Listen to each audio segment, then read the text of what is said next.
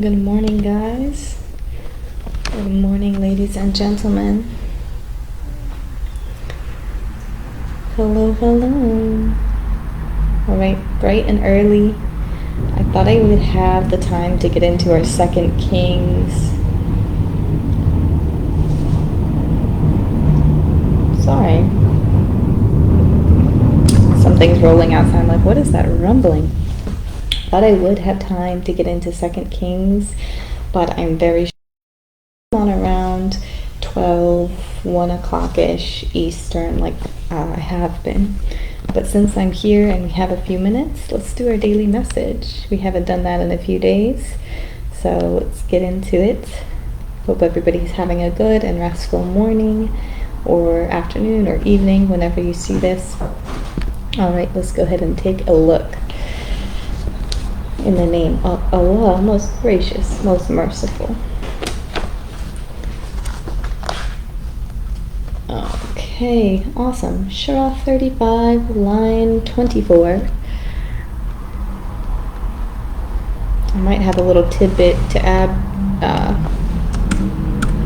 for you guys.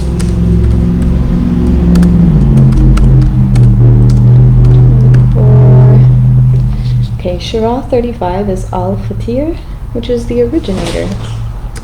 It sounds a little bit like Al-Fatah, which is the opener or the judge, right? But Al-Fatir means the originator. And there's another word for like the originator. It's Al-Bari. Al-Bari.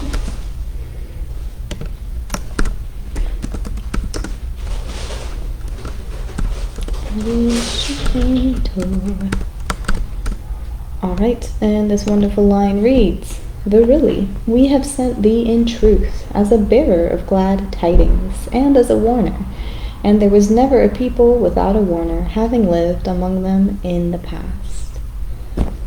Awesome, awesome, awesome. We've read this line. I'm sure it sounds very familiar, and it is one of our circled verses here that we have read before, maybe several times before. So it's loud out this morning. I don't know if you guys can hear.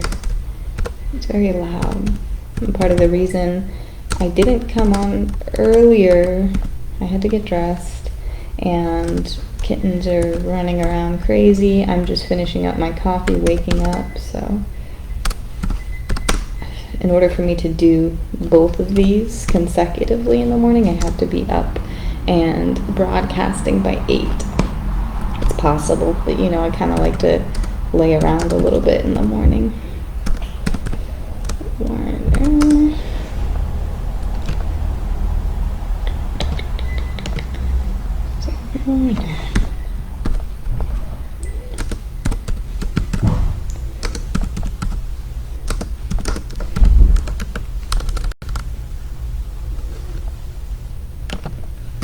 So I know we've touched on this segment before, especially in this line. We talked about this last time, and there never was a people without a warner.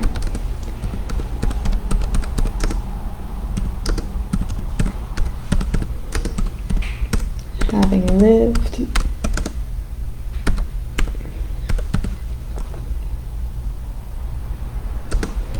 among them.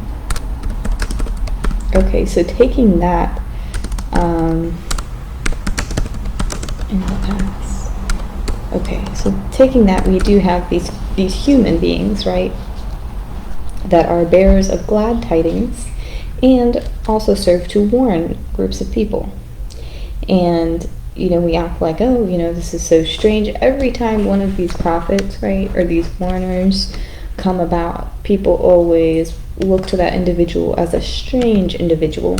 Like, this is such a rare, strange occurrence. Like, why should we listen to thee now? You know, why is now special? They're almost having that perspective. But it says here, there was never a people, there was never a time without that person living among them. In the past, you know, present and future, there will always be an individual, a prophet, who warns a group of people. And if one warner right, stretches out as far as it can stretch, there will be another mourner, another prophet, another individual that reaches the threshold of the other group of people. It's like you're covering an area, right? You're covering a circumference of individuals. There will always be that.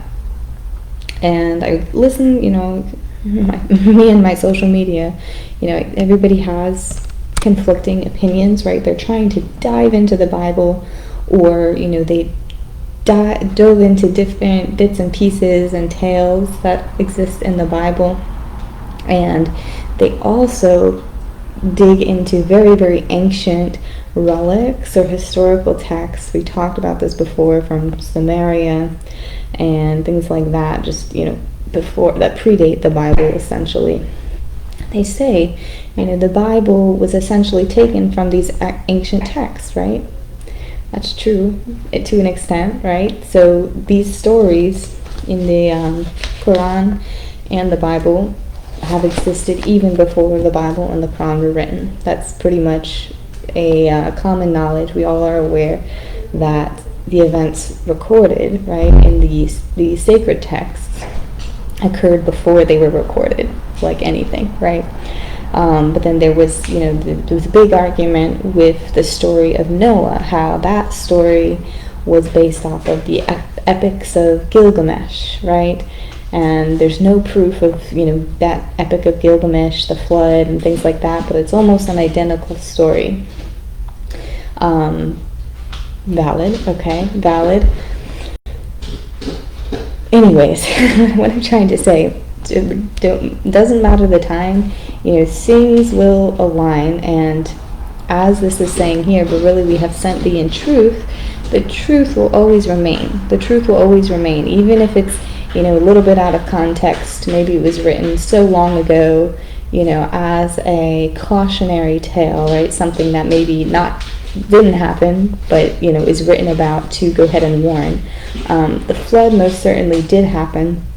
As to when, the timing is described here in the Bible, and we do know it was very, very early on, right? This was like after Genesis.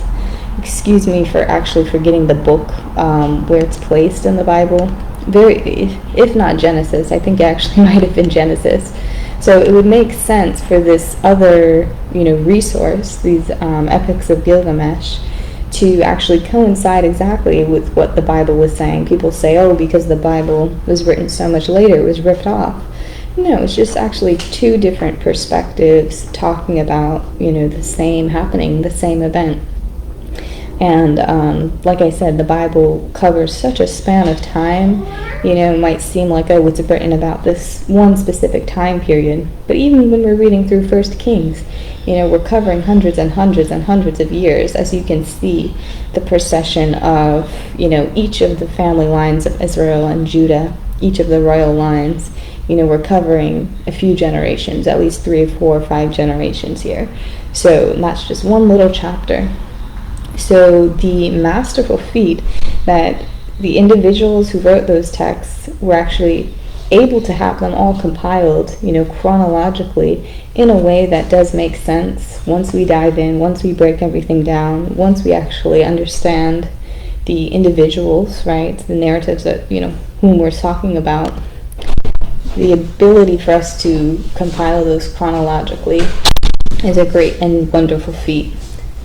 And the sense that this was written years, hundreds and hundreds of years later, but still covers a lot of the truths and the individuals, right, that we learned about in the Bible.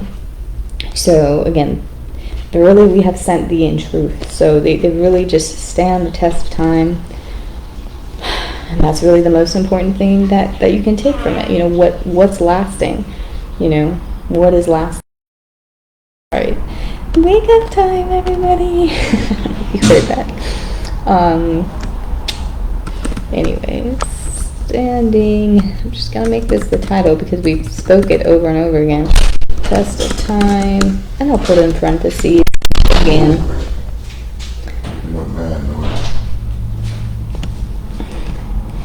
And it's crucial too. Surah 35, Al-Fatir, actually means the originator. Right? So if we have all these stories from different sources, aligning and talking about the same instances and things like that, it obviously comes from an originator, the one originator which we so proudly serve and offer our respect to day in and day out. So that's also a beautiful thing. This wouldn't be here, and this wouldn't be possible for us to really talk about and look at if it wasn't for Al-Fatir, the originator. Or we have Al-Bari, right, the originator. Yes, wonderful. When we sent each other very glad tidings and a warning ever that people will pass. Okay, that's fine, you guys. God bless you. I'm gonna let this go for now, and I'll be on a bit later to go ahead and discuss with you 2 Kings. We're going through a Madarash again, through all of these individuals. Definitely added to the Excel spreadsheet. So see you guys in a little bit. We'll talk to you about that a little later. Bye.